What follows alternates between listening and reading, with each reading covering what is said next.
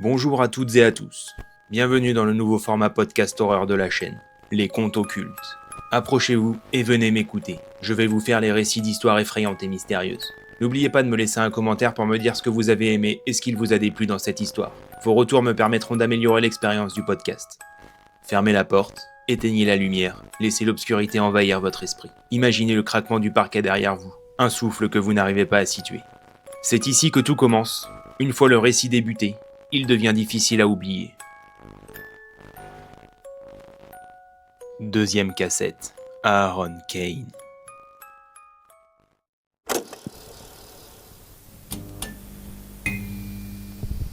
Je m'appelle Elias Ward, anthropologue indépendant et maintenant témoin.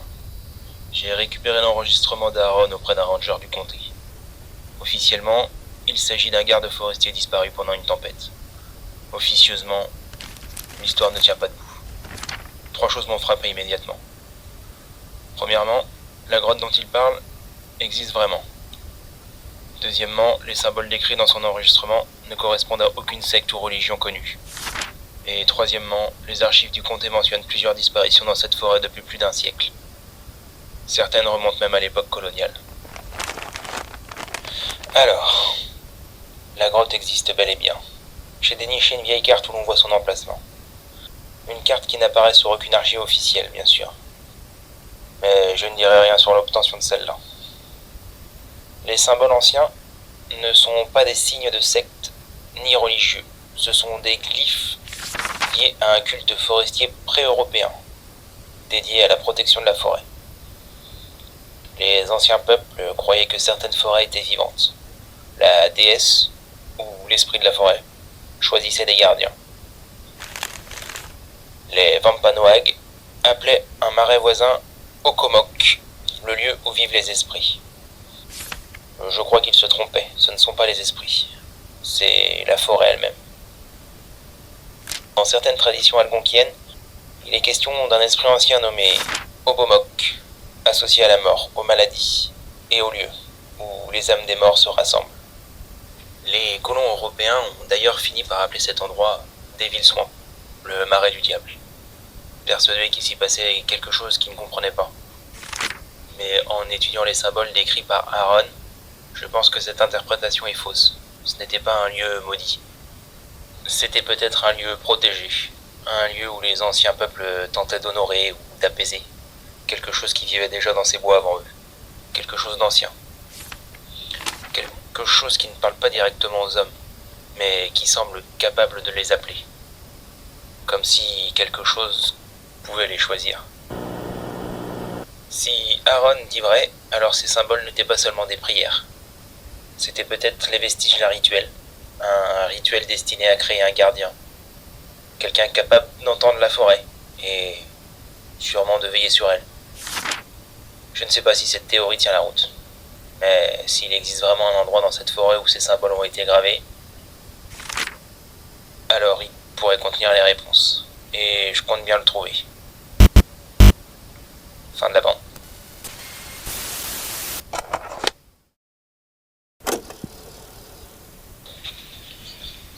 Elias Ward. Si quelqu'un écoute cette cassette, c'est que j'ai probablement trouvé ce que je cherchais. La grotte. La vieille carte ne mentait pas. Elle est cachée derrière une paroi rocheuse, presque invisible sous la mousse et les racines. Sans cette carte, personne ne peut la trouver.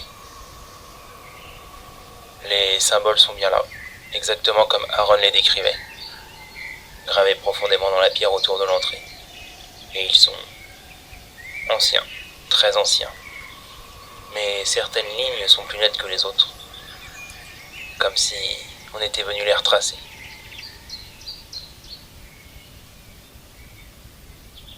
Je vais entrer. L'air est froid à l'intérieur. Beaucoup plus froid que dehors. Il y a une odeur étrange, humide et métallique. La grotte descend. Les parois sont couvertes de marques. Ce ne sont pas des symboles. On dirait des griffures. Comme si quelque chose avait essayé de creuser la pierre.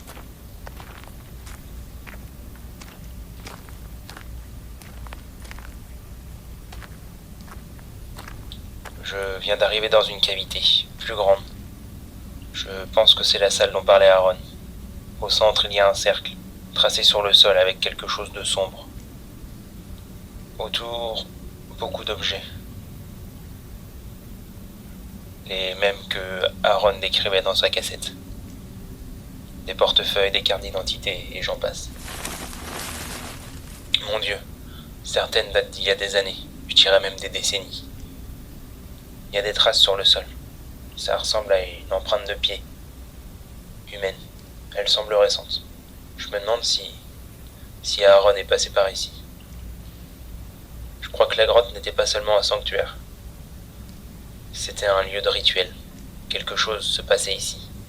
Quelque chose qui, je pense, était destiné à lier un homme à la forêt. Je vais ressortir.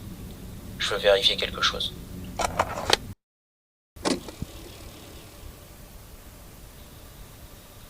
Je suis à l'extérieur. La forêt est complètement silencieuse. Pas d'oiseaux, pas d'insectes, rien. Attendez. Il y a quelque chose entre les arbres. Je distingue une silhouette. Grande. Beaucoup trop grande. Elle ne bouge pas. Elle reste là. Je crois qu'elle m'observe.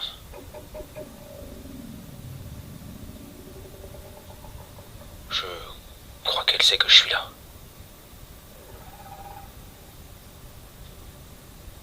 Attendez. Mon Tokiwoki vient de s'allumer. Je n'y ai pas touché. Qu'est-ce qui se passe?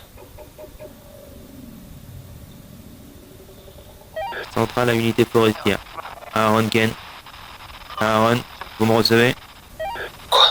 C'est quoi ce bordel?